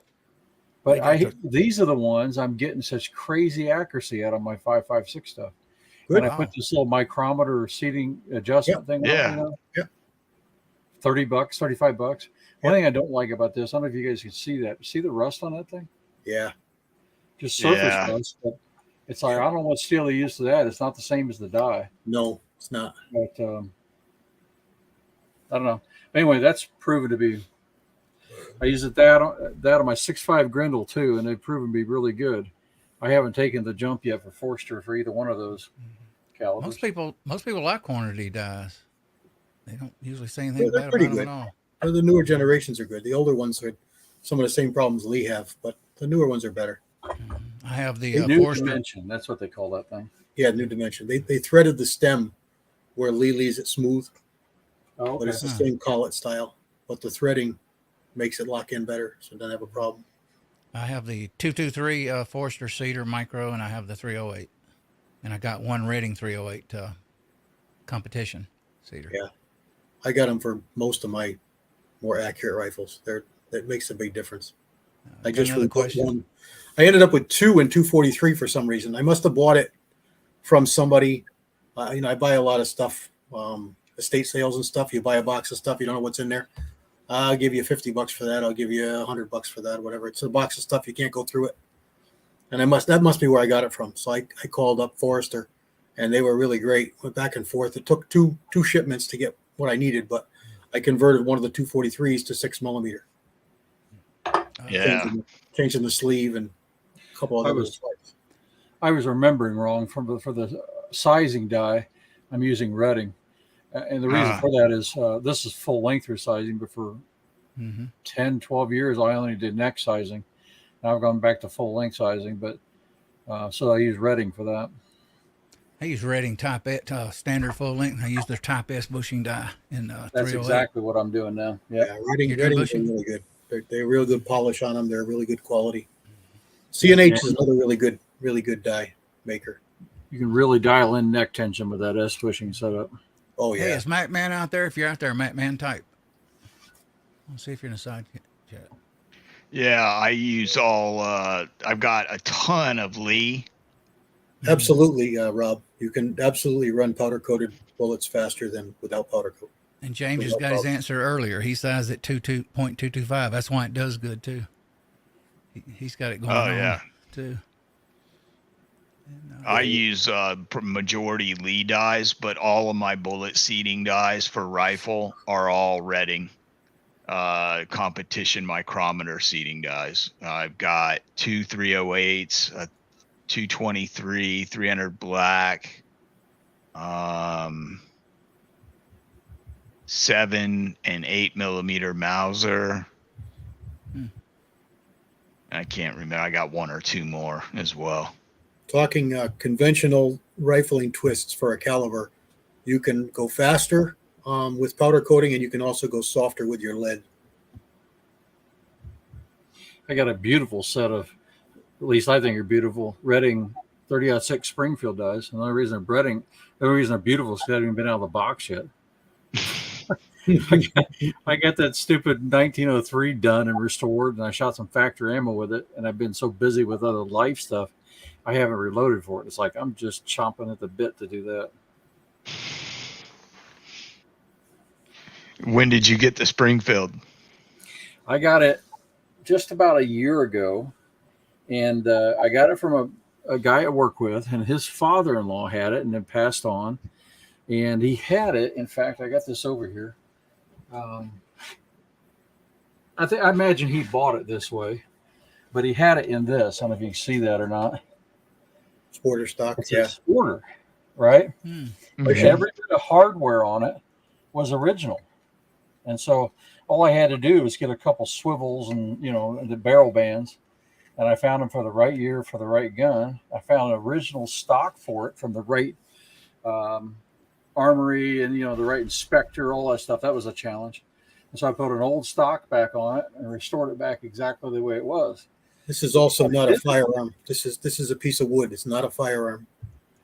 Exactly right. And Yeah. yeah, that's correct. Yeah, sorry. You're very much right. Just wood. But before I took it all apart, I shot it with this thing. And it shot okay, but then when I bore scoped it, I just about cried. It was so pitted. The barrel, the guy had taken care of it perfectly on the outside. Unless you had a bore scope, you'd never know what you got. And So anyway, I had to rebarrel it, and I put a new Criterion barrel on. But I had the rear sight collar, not the A3 type sights. So I had to make all these special tools to drive this thing off and not tear it up. And so a year later, I got it done. Awesome. So yeah, anybody now, needs this older stock, let me know. I forget the brand. It's supposed to be a good one, but I'll never use it. I'm gonna put your link, Hasbro, to your website in the side chat Okay. here in a minute. Yeah, I didn't even look this far. It looks like they embedded it. But yeah, if someone wants that, they can hit me up, and cost of shipping, they can have it. Yeah, that's a nice stock, Hasbro. I might be interested in that myself. Let me know. That's weird. We'll talk after the chat. All right. I am sub to you, Hasbro, but you're not showing up in my channels. Somebody just popped in. I hear it's guns. Okay. What you screened me already? Just because of the comment the other day about sounding like Pee Wee Herman, you screened me. Who did? Who what now? You don't remember that? It was what was it? It was Saturday, your Saturday evening chat. We were talking about microphones, and you were telling me all about all this fancy equipment you had. And I put in the chat line, I said, yeah, you turn all that stuff off, you probably sound like Pee Wee Herman. Oh yeah, I remember. Yeah. Yeah. All that fancy equipment, you know. Yeah. You're not actually showing up in my. Wait a minute. Wow, you're not even showing up in my sub list. I get your notices. Yeah, I'm sub to you. 1964. You're not in there though. No. Let's see. Well, let me check, and I can remedy that Wow. if it's wrong. I didn't drop you, I don't think. Well, I know I'm not, unless YouTube unsub me from you, and that's possible. They do that sometimes. No, you're right there on my list. Okay. Right there. So. Let's see. Well, I can't find you in search. I just got through searching. Huh. Hobbies is here. No H's. YouTube does that sometimes, guys. They will unsub you. They've unsubbed me, CW. They took him away from me. I forget other channels. I can't remember now. And, I'd have to go back and resub. Good way to try to avoid that is make sure when you're watching videos is be sure to leave a comment, because have that engagement. While it's good for the channel, it also shows YouTube that you're watching, you're paying attention, you're actually interested in that content. Yeah, and what's weird, they don't typically, like the past few months, well, actually for quite a while, nobody's been on sub from me. There's Hasbro's link. Okay. Thanks, CW. Check his channel out, guys, if you're not subbed to him. Yeah, I got to get some content on there. I've got 4 different half-done videos, but it's just with I've been, I think Echo knows this, and I think AR, I think I told you too, but I got a mother that's been really, really ill, and we'll see how much longer she's with us. And so it's like every weekend that consumes me and work during the week, it's like I have trouble just getting stuff finished right now. Understandable. Yeah, that is totally understandable, brother. And our prayers are with you. Thank you. We took care of my mother for 2 years, really a lot the last year of her life. And us being guys, we took care of her. They should have went back to Browning Bar. That was a good rifle. Also, who was it that used that? John Dillinger, Bonnie and Clyde. Oh, yeah. Yeah, boy. Think back then, the firepower them people had, auto. Yeah, and a BAR, that's a wicked round. Wow. And you throw that many at somebody?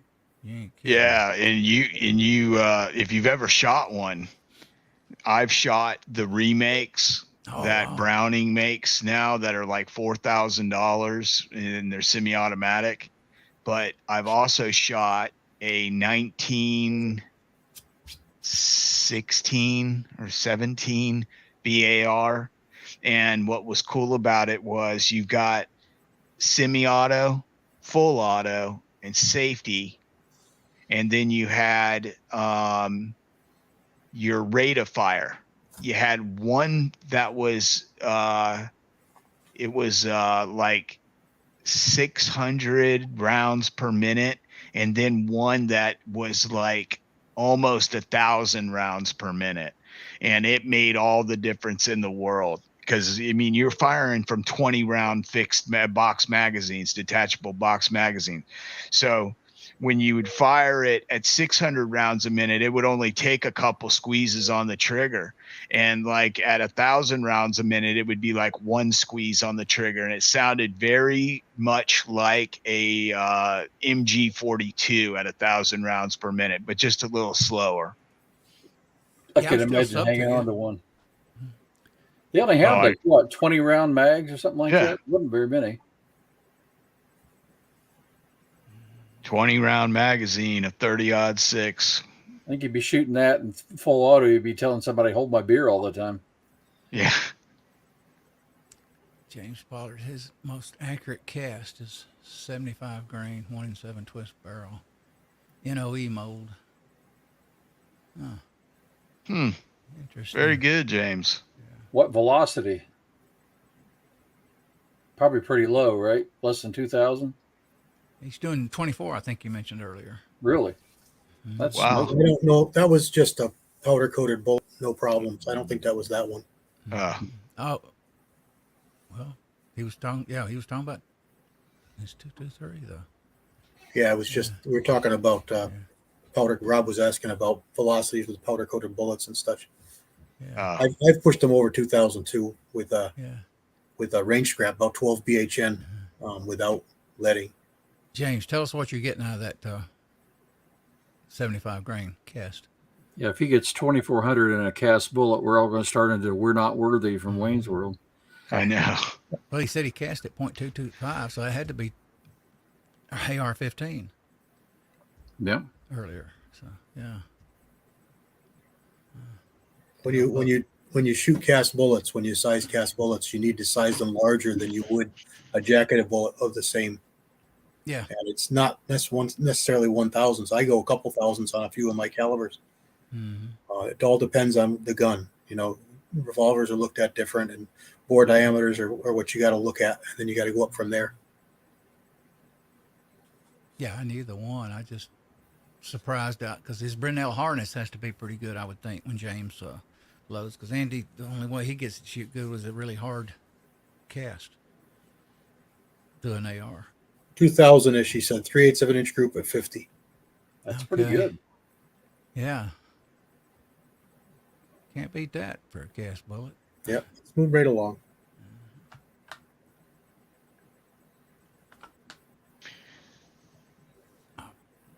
So what do you think Strain a minute.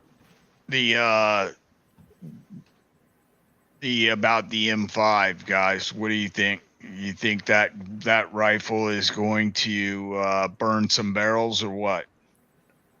Yes. Pretty much got to. Yeah, it's got to. There's no way that can't burn a barrel. Yeah, It's we're got to get. I heard it's going to burn about a barrel up a little over 1,000 rounds. Wow, Probably you a would little have to- higher, I would suspect. But that's in a gunfight in full auto and in the war. They're going to be taking. They're going to have to bring their barrels with them in their backpack. So Seriously, does it still have select fire? it's going to have full auto and single fire. I don't think it has the It didn't have the burst. I burst. don't think. Yeah, which is That crazy. wasn't designed to run full auto, though. I mean, there's a reason it's being used as a DMR. They're looking for that range out of it. Right. Also, True. most military is transitioning away from full auto while they still have that option, because there are situations where full auto suppressive fire comes in handy, but overall they're running semi-auto 99% of the time. Even then, they're going to go through a lot of barrels. They said that's what I heard. So it's just a barrel burner. Well, my 13 limited inch, full go auto figure. time, it's like, yeah, I'd much rather be, 3-round burst or single fire, just because it's like if you're really trying to hit something and it's not right up on you, it's And they spray and said- pray. Mac covered it too on Mac Military Arms Channel. They said also that even 150-pound people are going to have trouble even firing it on full auto. And 100, everybody's scores are going to be probably go down the toilet too, even shooting it. Most likely, even on single shot, their scores going to go down because it's just so, especially in AR. So much a bigger, it's a bigger rifle. Some people just can't shoot big rifles like that. I don't think it's going to happen. I don't think it's going to be replaced. I think they're going to realize the error of their way, and they're going to use it like Echo said. They're going to use it for forward special forces, things like that. So. Yeah, and a designated marksman, like what Barbecue's saying, so if they've got like a platoon, they give one guy that rifle, and so they can sling lead a long way. Yeah, because that's their issue. They said in the Middle East they couldn't get the range out of the import. Yeah, they wanted something to go out that 400 to 500 yard range, which I mean, obviously, M4 would do that, but there's a reason they qualify with it at 300. And they wanted something that could, go that extra distance without having to, call in a sniper or any crap like that. And that's understandable too. The snipers are hard to come by, and you can't just deploy them, very quickly. But for them to issue a press release saying that it's going to replace all, in the military, that was kind of crazy. That's nonsense. I think you said AR was a 13-inch barrel, right? I just can't imagine long-range accuracy out of a 13-inch barrel. It's just not going to be there. High pressure. You can also, I mentioned it last chat, you can also put 308 barrels in it. Yeah. Which would last probably a little bit longer because you wouldn't be pushing it as hard. So that's funny. They get the frame, they end up putting 308 barrels and start just using it as 308. Wouldn't that go figure? That's the government for you. Yeah, that would be funny. Javelins. Yeah. That's a nice weapon, javelin. Timothy Burkett's with us again. Jumped in there. Good to see you, Timothy. Yeah. Well, we got a symptom in this country. Yeah. So, are we gonna start wrapping this up, or we gonna keep going on almost 2 hours shortly? It's up to you. Sure, let's. I mean, if you guys want to keep it going, we can do that. But I mean, well, I was just about to sign off. I got to get ready for work, but yeah. Pleasure. Understood. Having you, bro. Yep. CW, you're the one who wanted that, right? Yeah. Just chat me on that email if you would, and we'll set something up. You got it on your about page? Yeah, I do. Okay. Will do. I'll send you it if not, brother. Not a problem.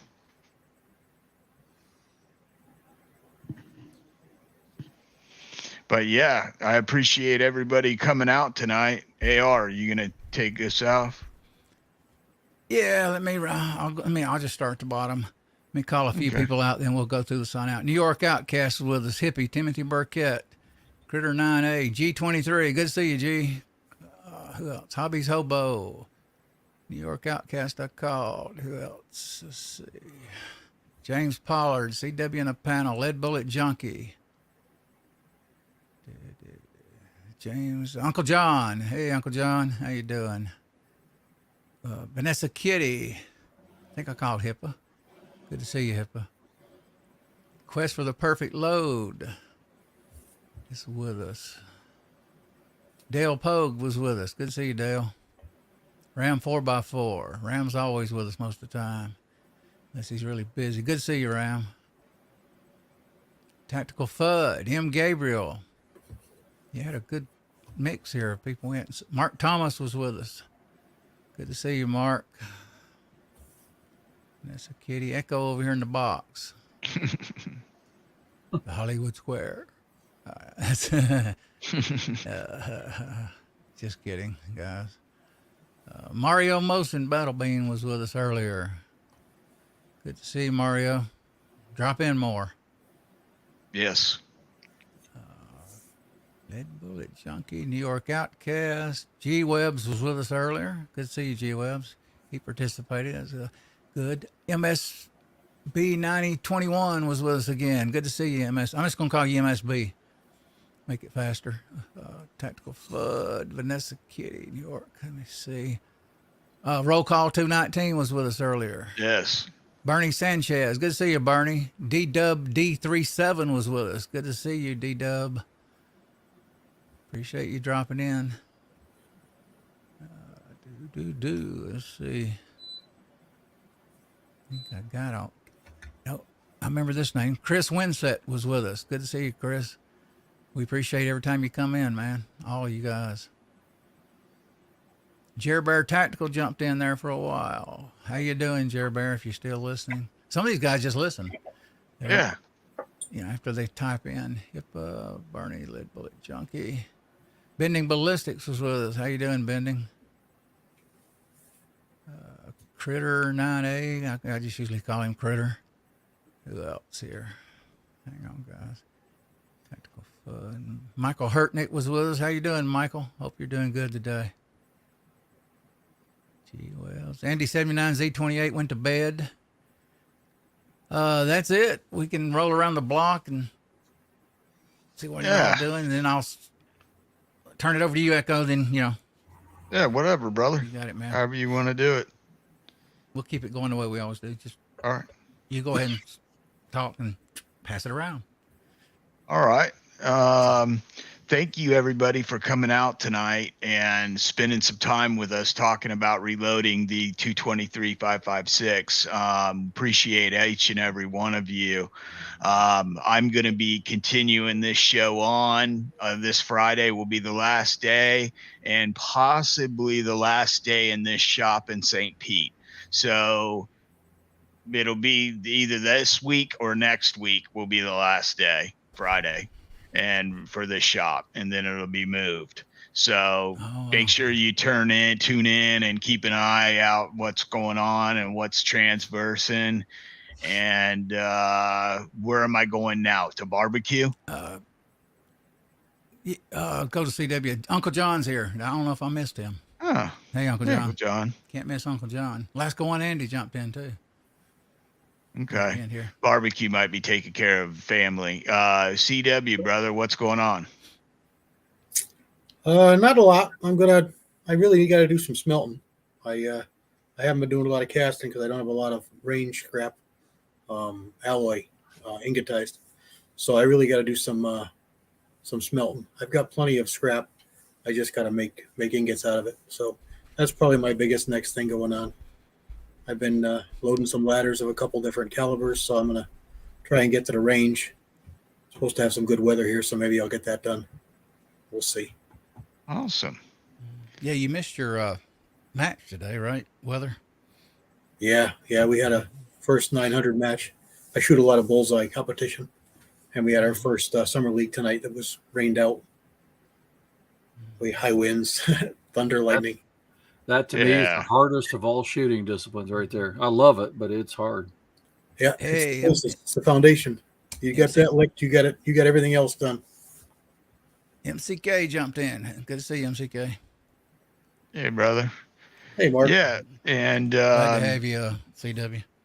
CW, thanks for coming out, and everybody tune in to CW this Friday when he's on Georgia Shooting Connection at 8 p.m. Eastern, and my show will be at 6:05 p.m. Eastern. So catch me and AR